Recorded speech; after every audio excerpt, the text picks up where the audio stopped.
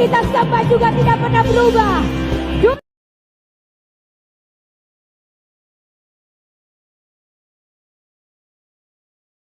Dulu, sekarang, selama-lamanya tetap sama. Tuhan Yesus tidak berubah. Tidak berubah, tidak berubah. Tuhan Yesus tidak berubah, tak berubah selama-lamanya.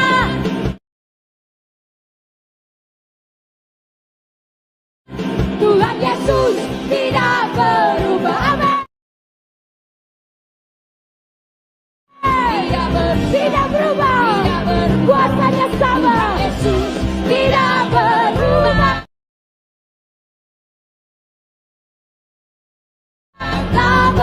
Semuanya angkat tangan yang benar. Bismillahirrahmanirrahim. Apa kabar Qawbizen semuanya? Semoga kita selalu dalam lindungan Allah Subhanahu wa taala. Qawbizen semuanya, kembali saya mengomentari video yang pernah saya upload.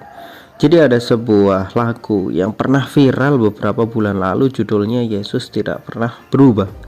Tuhan Yesus tidak berubah, apa Tuhan Yesus nggak berubah, gitulah judulnya, pokoknya seperti itu. Nah Qawbizen semuanya, kalau kita ngomong maksud dari Yesus nggak berubah itu apa gitu, karena jelas gitu, Yesus itu hanya seorang nabi, seorang rasul, kemudian dia berubah jadi Tuhan gitu. Dan berubah jadi Tuhan pun yang merubah bukan Yesus sendiri, tetapi manusia, hasil dari konsili, hasil dari kesepakatan. Ketuhanan Yesus itu ada setelah Yesus wafat. Kalau memang Yesus itu Tuhan, tentu orang-orang yang hidup pada zaman Yesus sudah menyembah dia. Andai kata Yesus itu Tuhan, orang yang pertama kali menyadari ketuhanannya harusnya adalah ibunya. Nah, Yesus itu sudah berubah. Dia bukan lagi nabi, dia menjadi Tuhan, itu dituhankan oleh manusia. Dia bukan sosok yang seperti dulu. Dia itu sudah dirubah oleh manusia. Manusia yang merubahnya. Maka setiap manusia mempunyai tafsirnya masing-masing tentang Yesus, terutama orang-orang Kristen. Kalau orang Islam semuanya sepakat. Orang Islam semuanya sepakat, Yesus atau Nabi Isa alaihissalam hanyalah nabi, seorang rasul, seorang nabi. Dia punya banyak mukjizat, tapi mukjizat itu bukan menunjukkan dia Tuhan, melainkan menunjukkan dia nabi. Karena setiap nabi pasti punya mukjizat. Nabi Musa alaihissalam punya mukjizat bisa membelah lautan. Nabi Ibrahim alaihissalam punya mukjizat tidak mempar dibakar, ya kan. Kemudian nabi-nabi lain, Nabi Daud alaihissalam bisa menundukkan gunung, bisa menundukkan besi. Nabi Sulaiman alaihissalam, dia mempunyai kemampuan untuk menundukkan angin, mengatur para binatang, bahkan bangsa jin. Itu semuanya adalah mukjizat para nabi, termasuk Nabi Muhammad SAW bisa membelah bulan.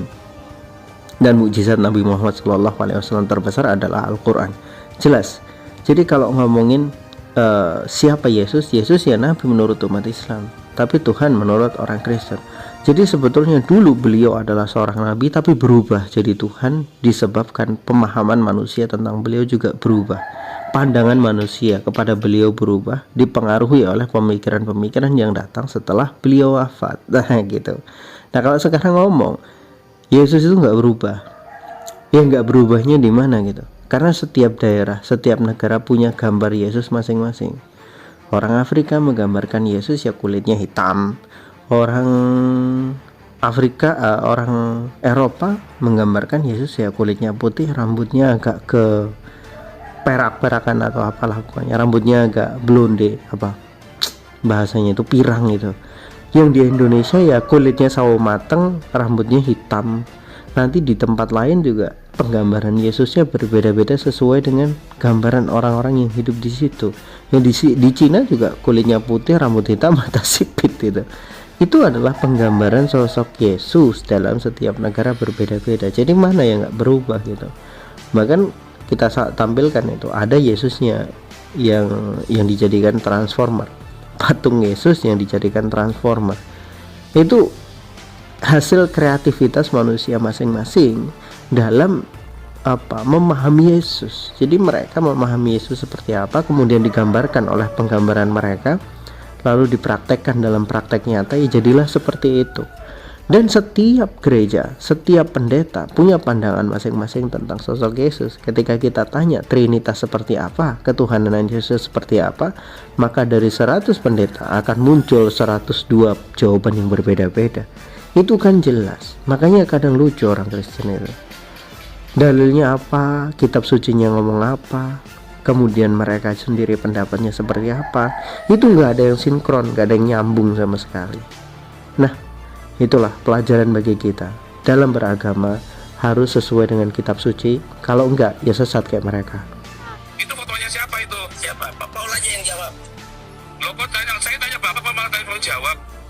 Itu foto Tuhan Yesus, Pak Paul. Ngawur, Bapak taunya dari mana itu Tuhan Yesus? Itu tukang sampah di pinggir rumah saya dulu waktu di Indonesia. Tuhan Yesus tidak berubah, tidak berubah.